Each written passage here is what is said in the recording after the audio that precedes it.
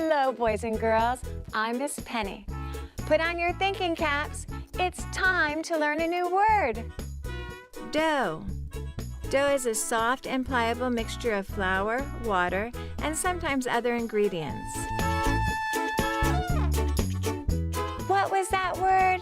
Dough. Good job. Ingredients. Ingredients are foods used with other foods to prepare a particular dish. What was that word? Ingredients. Good job. Pasta. Pasta is a type of food made from a mixture of flour, eggs, and water that is formed into different shapes for eating. What was that word? Pasta. Good job. Sauce. Sauce is a liquid dressing or topping for food.